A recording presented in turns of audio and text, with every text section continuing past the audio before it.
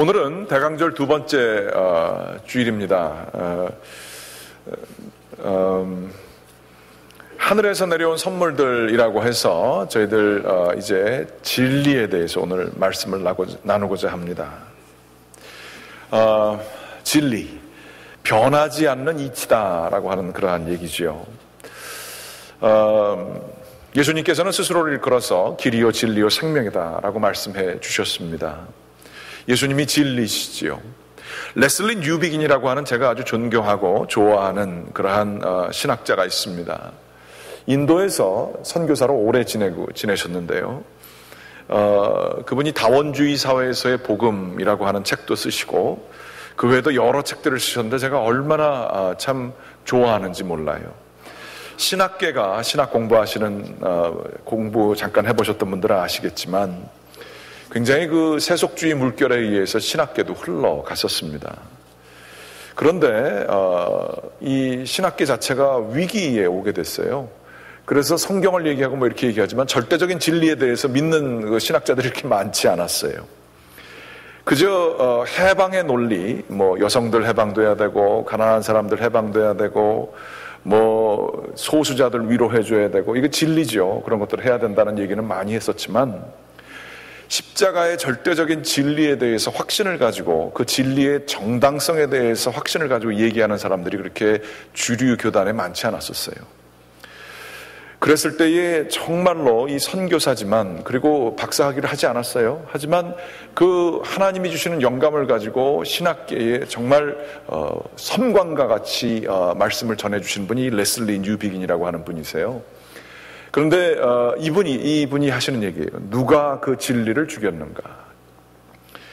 진리라고 하는 예수 그리스도를 죽였는가라고도 해석될 수 있지만 서구 사회에 있어서의 이 다원주의 그리고 좋은 게 좋다 혹은 과학 만능주의 이러한 것들 속에 시대 정신 속에 있는 절대적인 진리 그리고 그것에 순종하는 그러한 사람들의 자세 이것이 어떻게 없어졌는가에 대한 아주 희애한 아주 그 깊이 있는 지혜를 주는 그러한 말씀입니다.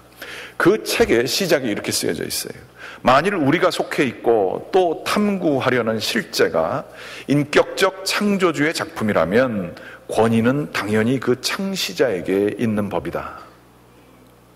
반면에 이 실제가 그 자체의 진행 과정, 뭐 진화론이라고도 할 수 있겠죠. 자체의 진행 과정, 예를 들면 최강자가 살아남는 생존 투쟁, 적자 생존 이러한 것들이 낳은 결과라고 한다면 권위란 더 우세한 힘을 묘사하는 한 방식일 뿐이다. 이렇게 썼어요. 창조주가 만든 것이면 그 창조주의 뜻, 그분이 생각하고 있는 것, 여기에 권위가 있다는 거죠. 이거 우리가 잘 알고 있는 교회에서 하는 얘기예요. 그런데 우리가 교회 다닌다고 다 이걸 받아들이신 줄 아십니까? 그렇지 않습니다. 이 시대가 우리에게 가르치는 또 다른 진리에 대한 검증의 요소가 있어요. 그게 뭐냐? 진화론이나 이런 거에 의해서 힘센 사람, 더 강한 사람, 이러한 그 강한 뭐 동물들, 사람일 수도 있고 이런 것들이 다 세상을 지배한다고 한다면 권위, 진리, 변하지 않는 이치 이거는 힘센 사람에 대한 묘사를 하는 것이지 뭐 힘에 대항할 수 있는 진리, 눈에 보여지지 아니하는 숨겨진 진리 이런 거는 없다는 거예요. 제가 볼 때는 회개, 즉 예수 그리스도를 믿고 회개한다라고 하는 것은 이 가장 근본적인 전제의 문제를 이 세상 쪽에서 창조주 진리 쪽으로 갈아타는 거라고 생각합니다. 즉 진정한 권위가 무엇인가에 대한 확실한 인식이 없으면 창조주가 마음을 두고 이 세상을 창조해졌다는 것에 대해서 동의하지 않으면 권위는 힘이지, 힘의 논리뿐이지 뭐 변하지 않는 진리, 뭐 사람들이 다 따라야 될 거 이런 건 없는 거예요. 그런 게 마치 있는 것처럼 살아가고 그것이 안 돼서 어떻게 사람들이 이런 걸 모를까, 어떻게 힘 가진 자들이 이렇게 교만할 수 있을까, 그렇게 불평만 죽도록 해도 그걸 고칠 수 있는 능력은 절대 없어요. 힘이 권위이기 때문에. 전자에 해당하는 창조주께서 이 모든 것을 만들었다라고 하는 것, 이것이 알려지는 것은 계시를 통해 하늘에서 뚝 떨어지는 것입니다. 혹은 이것을 사람들이 소화하고 지켜온 전통 속에 이 권위가 있습니다.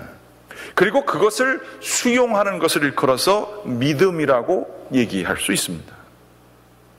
그런데 뒤에 것, 그 자체의 진행 과정에 있어서 힘센 것들, 더 능력 있는 것들이 다 힘을 가지는 과정이라고 생각한다면, 그리고 그것의 인과관계를 객관적이고 아주 냉철하게 판단하는 것이라고 한다면, 이성과 양심에 따라 이것을 이해하고 동의하고 세상은 이렇게 돌아가는 것이구나 하는 것, 이것이 바로 세상을 이해하는, 진리를 이해하는 방식이 될 것입니다.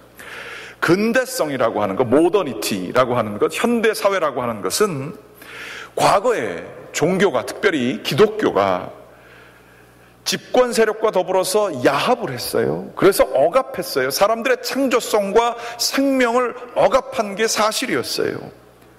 그래서 근대성이 나오게 되면서 계시와 전통을 권위의 원천으로 받아들이기를 절대적으로 거부했습니다. 여러분께서 다 아시겠지만 나는 생각한다, 고로 존재한다, 이 이야기의 진의는 이겁니다. 나는 모든 것을 의심하겠다.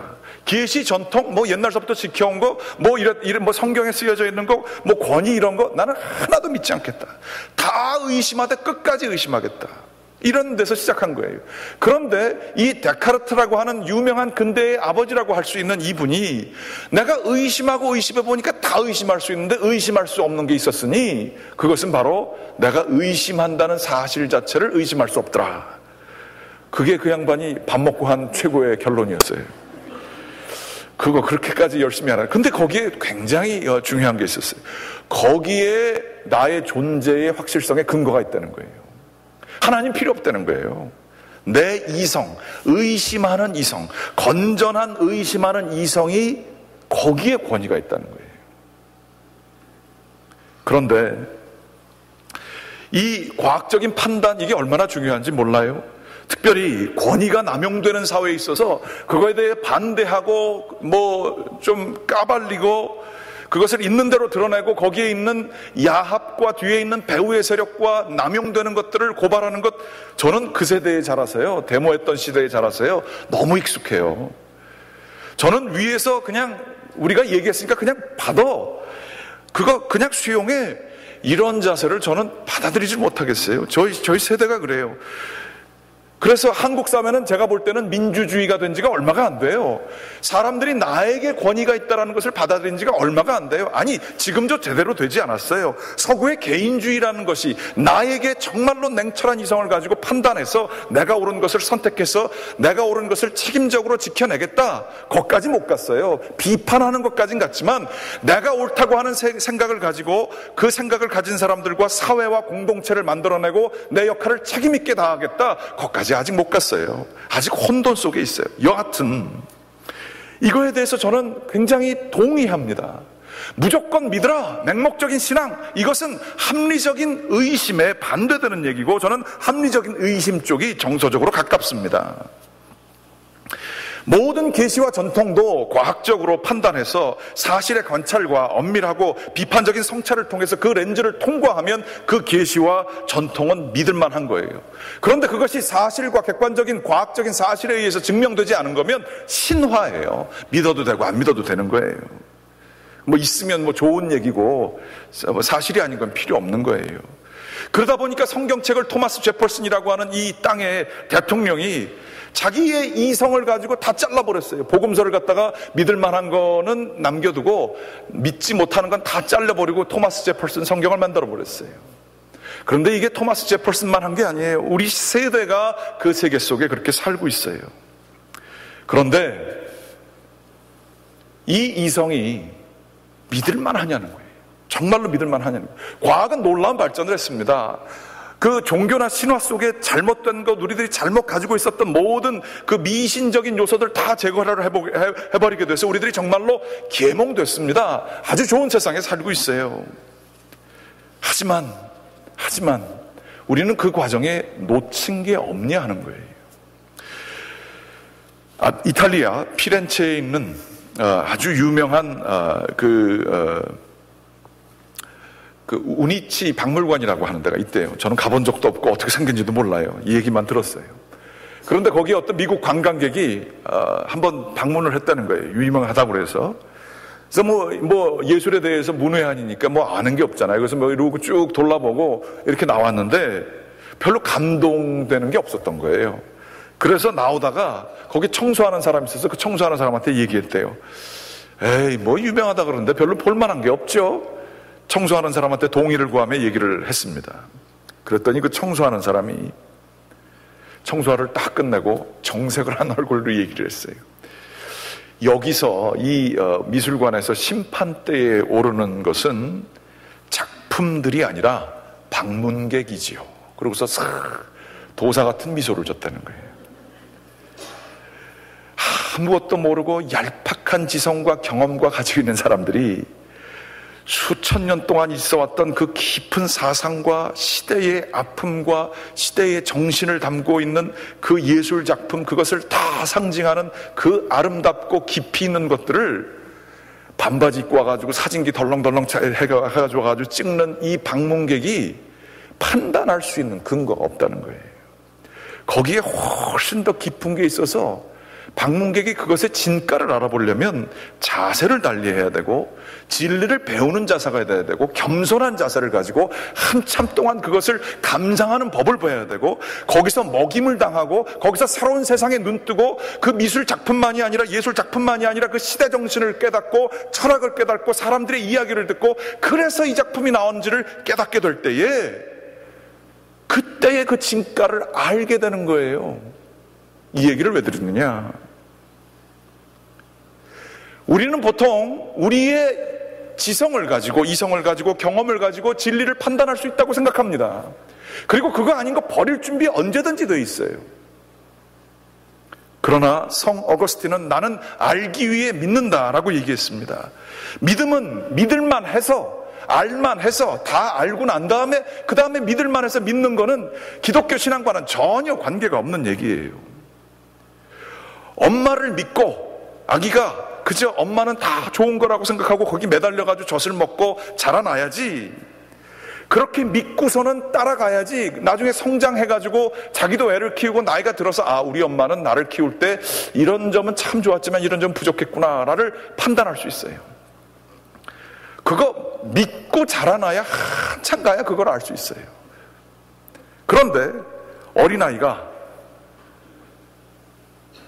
젖을 먹을 때 이 젖을 먹는 게 위생적인가 아닌가, 엄마가 음식을 제대로 먹어서 쓸만한 젖이 나오나 안 나오나, 내가 이걸 먹는 게 도움되겠나 안 되겠나, 이거를 다 판단하고 그 다음에 젖을 먹겠다고 하면 아마 이 아이는 굶어 죽을 거예요.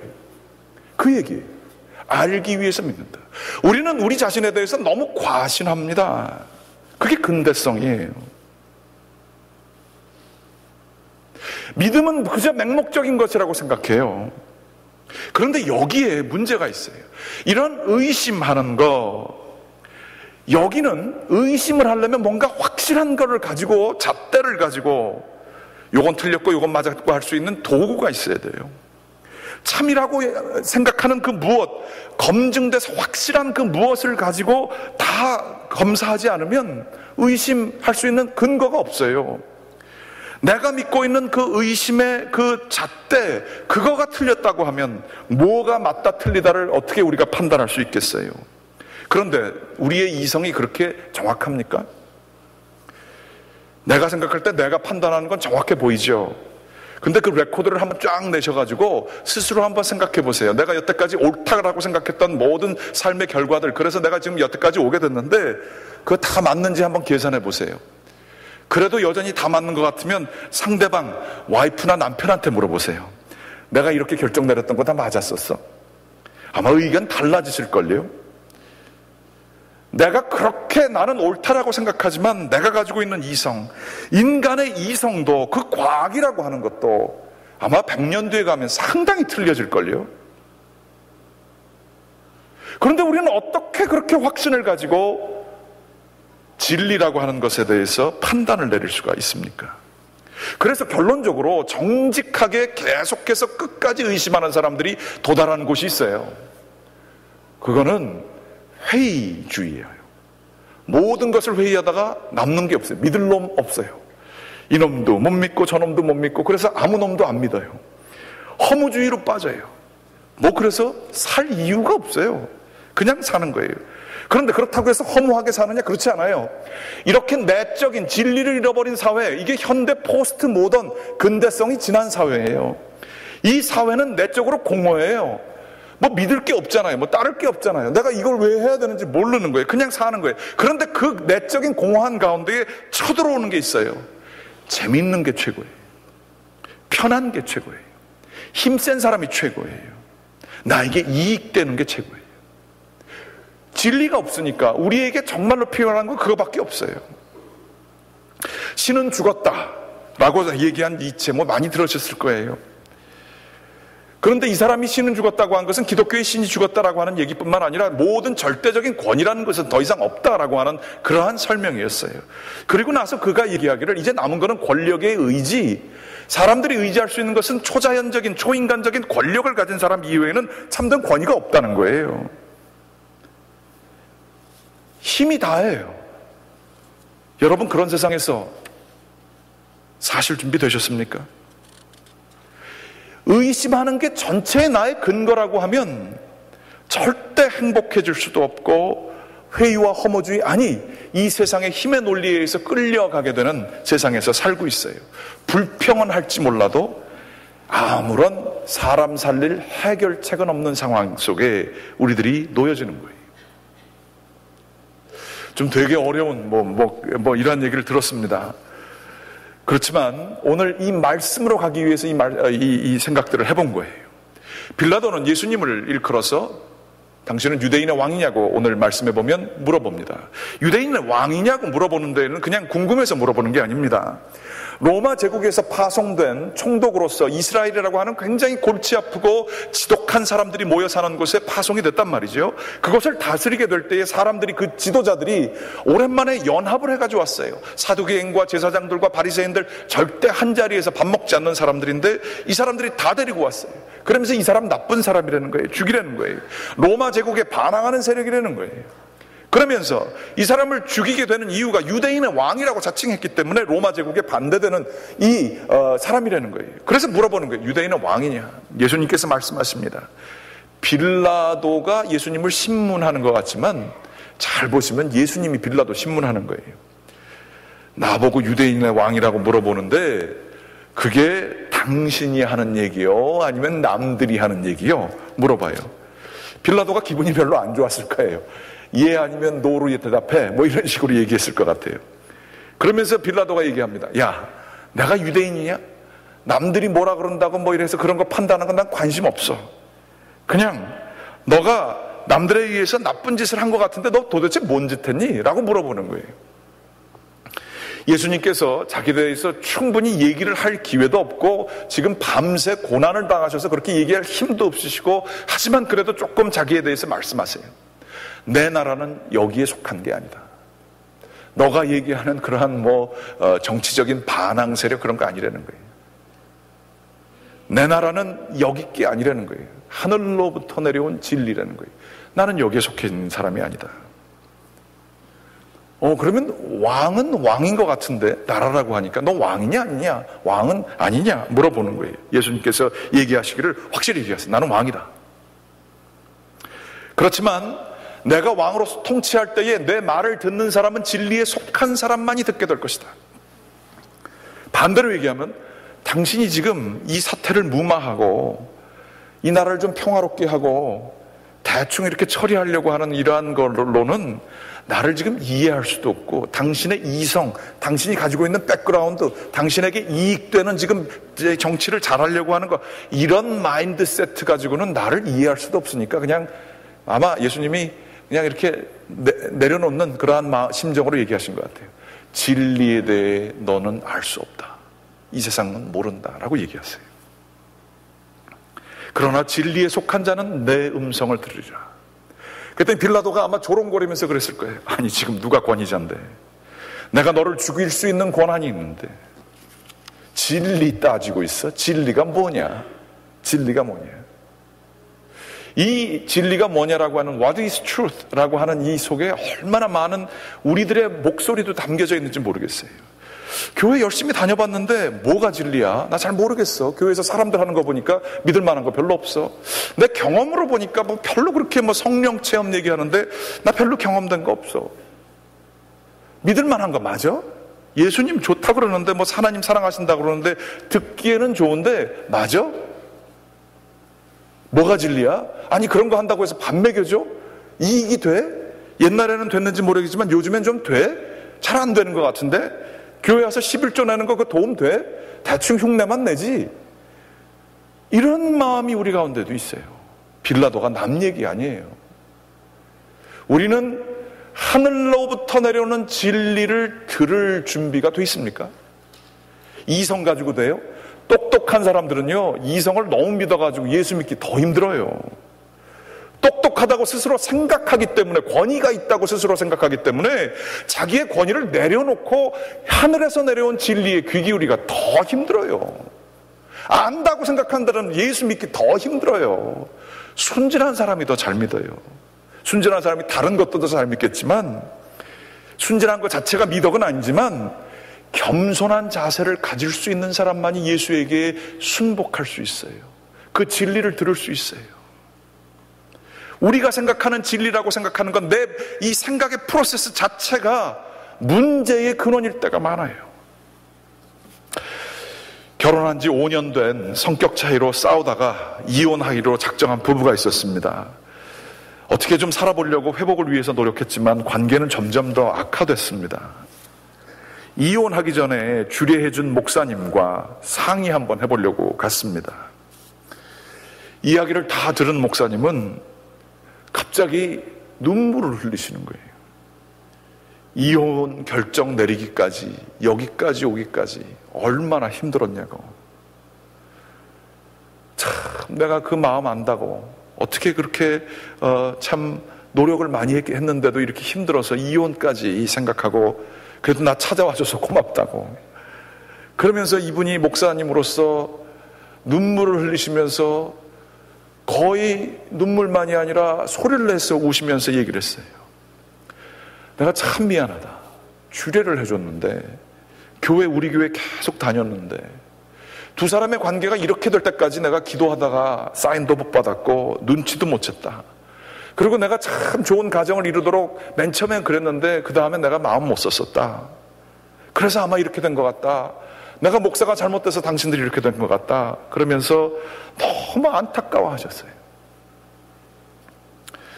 둘은 솔직히 내면에는 누가 옳은지 목사님이 좀 판단 좀 내려줬으면 하는 마음도 있었고, 이제는 끝이니까 그냥 예의상 한 거고 교회도 계속 못 나오겠으니까 알려드리러 간 건데, 목사님께서 이렇게 우시니까 할 수 없어가지고 목사님이 얘기하는 상담을 받기 시작했습니다. 세 번째 상담을 받는 과정에 이 부부가 목사님에게 이렇게 얘기했어요. 목사님, 우리 부부 사이는 아직도 겉으로는 달라진 게 없어요. 그런데 우리가 목사님과 2번 상담 정도 하고 난 다음에 마음을 저희가 바꿨습니다. 우리를 보시고 우리보다 더 아파하시는 것처럼 가슴 아파하시는 목사님을 보고 저희들 많이 반성했어요. 목사님은 평소에 우리 부부를 많이 사랑해 주셨고 우리 아이도 귀여워해 주셨잖아요. 이렇게 목사님께서 사랑하시는 사랑, 기대하시는 거에 저희들이 다시 한번 거기에 소망을 좀 걸어보려고 합니다. 말씀에 한번 순종해봐서 살아보려고 결심했습니다. 이 목사님은요, 부부에 대해서, 결혼 생활에 대해서 설교나 교육하지 않았습니다. 뭐가 옳고 뭐가 틀리고 얘기하는 진리에 대해, 우리가 생각하고 있는 진리에 대해서 얘기하지 않았어요. 이 목사님은 그들의 이야기를 충분히 들으셨고요. 그들이 결혼 생활 유지하기 위해 나름대로 노력하고 기도했지만 크게 나아지지 않았다는 그 얘기, 사랑했던 사람이 남처럼 느껴졌다는 그 가슴 아프고 쓸쓸한 이야기, 하나님 앞에서 서약하고 결혼했는데 어떻게 하나님이 이렇게 안 맞는 짝을 주셨을까에 대한 하나님에 대한 원망스러운 기도의 이야기, 그리고 자신들의 얘기를 듣고 아파하는 그 목사님, 이러한 그런 얘기를 하면서 충분히 공감을 해주셨어요. 충분히 공감을 해주셨어요.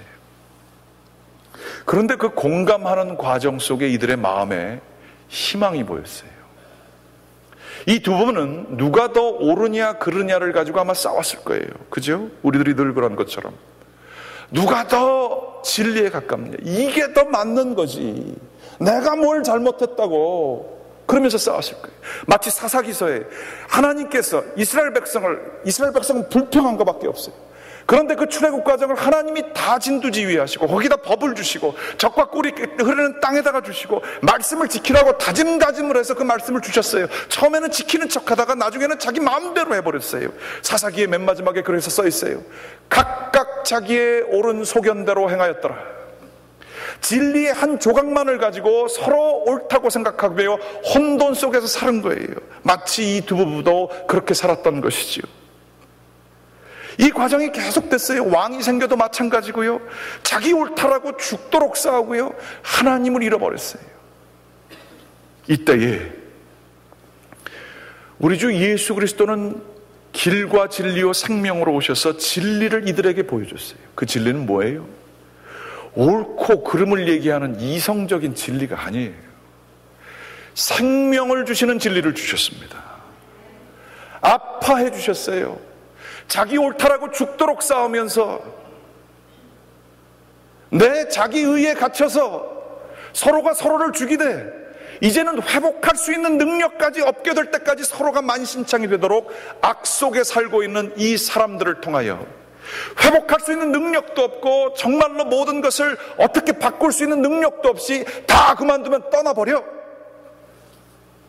자기 옳은 거에 따라 살아가게 돼서 혼돈과 폐허가 되었을 때에 우리 주 예수 그리스도는 진리로서 오셔서 우리 가운데 있는 그 완악한 죄성을 자기가 다 받으시고 눈물을 흘리시고 십자가에 돌아가셔서 그를 진리라 받는 사람들을 통하여 새로운 세상 하나님의 나라를 이끄시는 분이 우리 주 예수 그리스도십니다.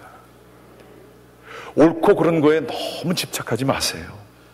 교회에 다니는 사람들은 이게 살리는 일이냐 죽이는 일이냐 이 판단하는 게 훨씬 더 중요합니다.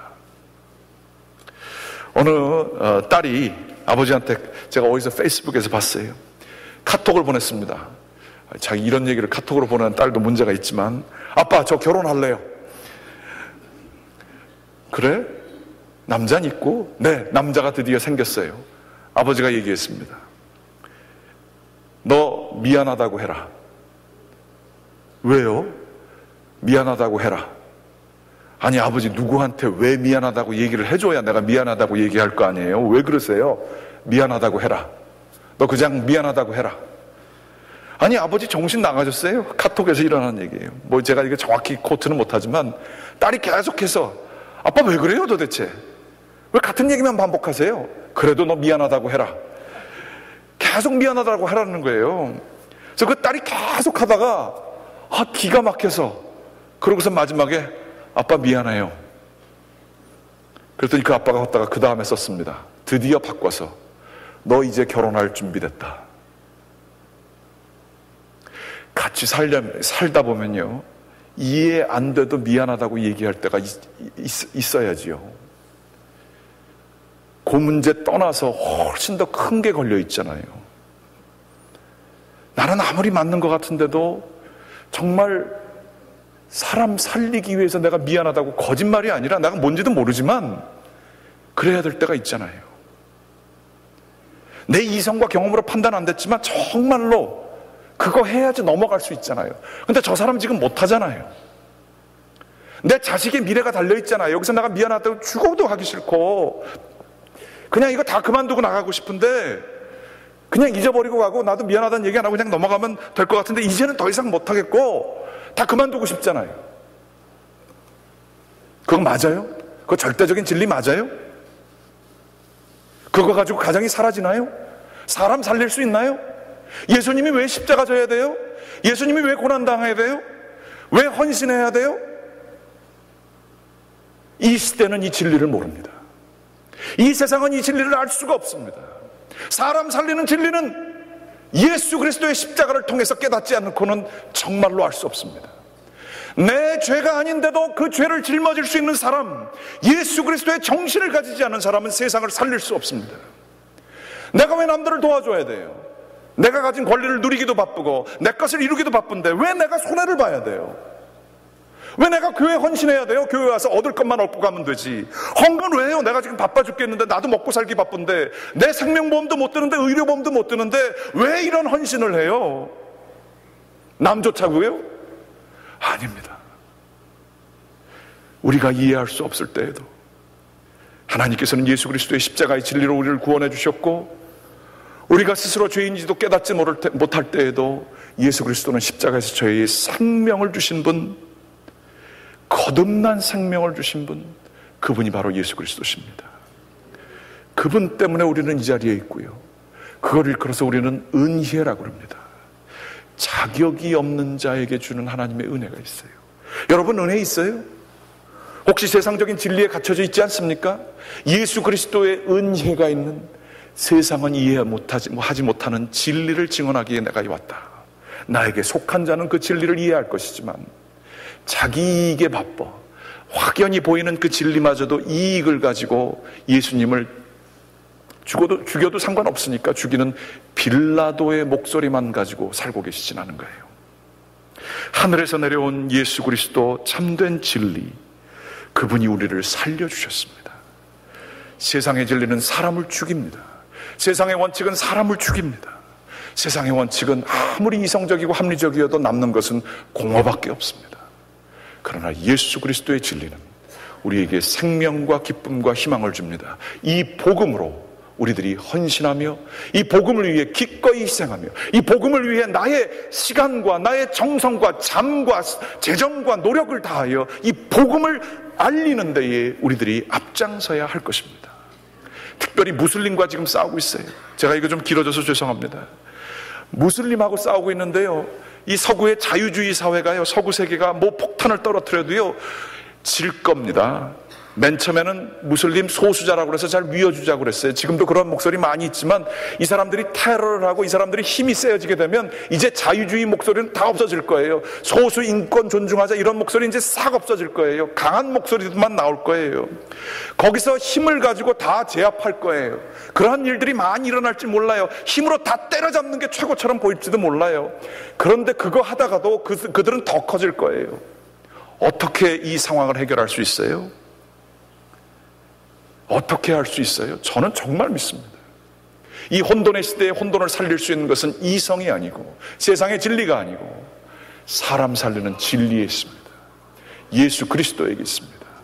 나 자신이 예수 그리스도를 확신하며 믿게 될 때에 나 혼자 하는 것 같지만 나는 세상의 진리를 선포하는 자로서 살아가는 것이고, 이것이 우리 자녀에게, 주변 사람들에게 바뀌어질 것이며, 심지어 완악한 마음을 가지고 폭력을 가진 그 무슬림들도, 그 영혼들도 바꿀 수 있는 놀라운 능력이 우리의 이 복음 가운데 있음을 확신하며 나아가야 할 것입니다. 원하고 기도를 드립니다.